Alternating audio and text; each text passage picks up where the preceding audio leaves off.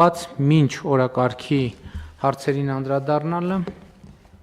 ուզում եմ նաև ընդգծել, որը կարևոր է,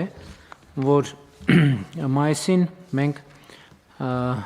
տնտեսական բավականին լավ ցուցանիշներ ենք արձանագրել, ինչը կարևոր է իմ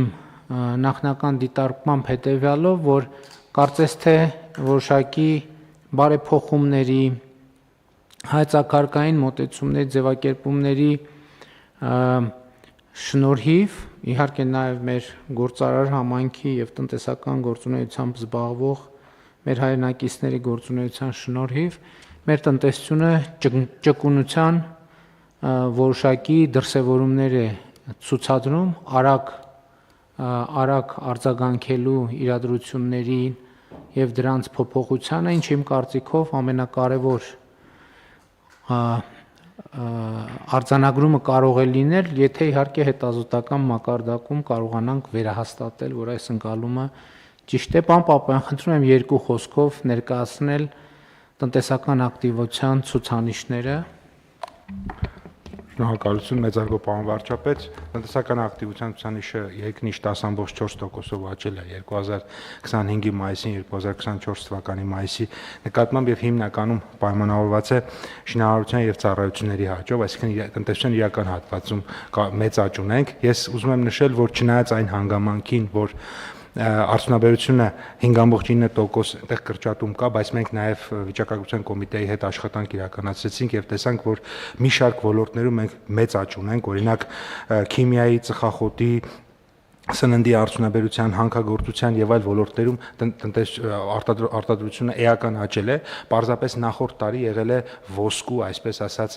վերամշակման ինչ-որ process, որը այս տարի 40%-ով կրճատվել է, 41%-ով կրճատվել է եւ դրա հաշվին է, որ նրանց բարձր աճերը ըստ էության բերվել է եւ արդյունքում մենք 5%-ից մի փոքր ավել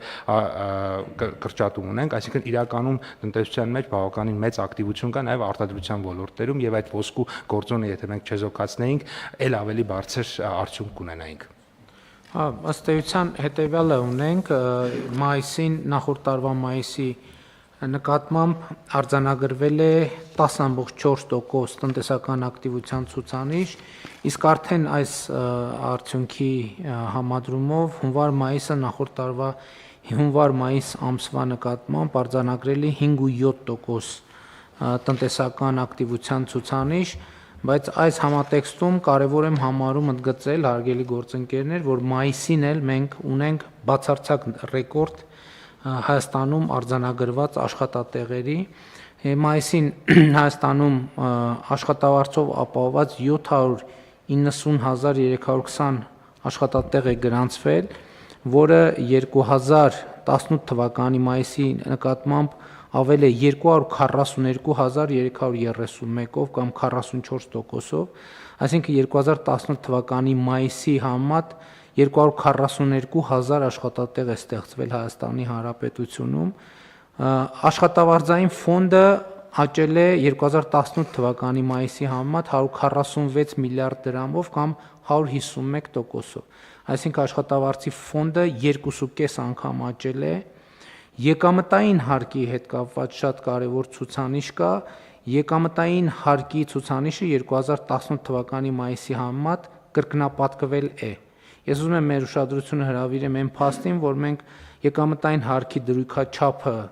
նվազեցրել ենք ըստ էության, սահմանելով համահարթ եկամտային հարկի դրույքաչափ, բայց արդյունքում հարկային եկամուտները կրկնապատկվել են, ավելի քան կրկնապատկվել են 101%-ով, իսկ միջին աշխատավարձը արձանագրված աճել է 74%-ով։ Այս ցուցանիշները կարող են բերել նաև 2024 թվականի մայիսի համեմատությամբ, աշխատատեղերը աճել են 38,000-ով նախորդ տարվա մայիսի նկատմամբ, աշխատավարձային ֆոնդը աճել է 10 միլիարդ դրամով, հարկային եկամուտները, եկամտային հարկը աճել է 15 միլիարդ դրամով, իսկ միջին աշխատավարձը աճել է 11,000 դրամով։ Սրանք շատ կարևոր ցուցանիշներ են, Իհարկե նաև մեր տնտեսության ներսում էլի կառուցվածքային որոշակի խնդիրներ տեսնում ենք, այսօր ես տեսա, որ էլեկտրաէներգիայի արտադրությունն է մայիսին որոշակի նվազել, դրա բացատրությունը նախարարի մեկնաբանությամբ այդ թվում ներքին պահանջարկի որոշակի նվազում է,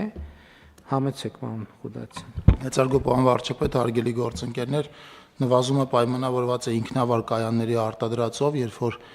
տնտեսությունները հիմնականում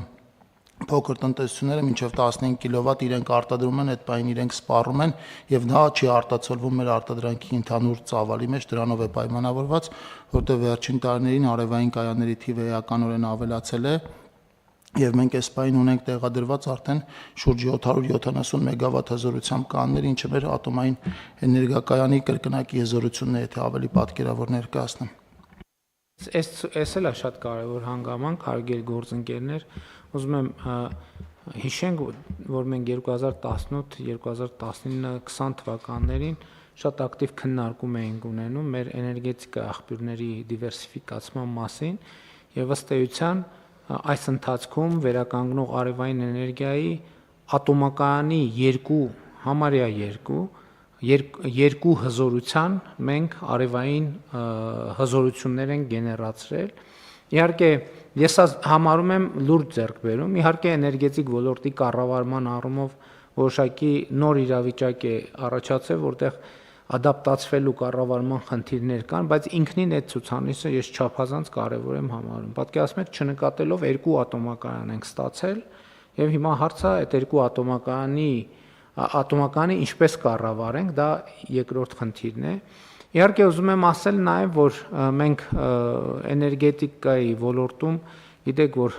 ունենք խնդիրներ, այդ թվում էլեկտրաէներգիայի մատակարարման որակի հետ կապված։ Հիմա տեսեք, օրինակ, երեք ես մասնակցում էի կոմպլեքս հիպերմոլի բացման արարողությանը եւ բացման արարողության ժամանակ հիպերմոլը հոսանքազրկվեց։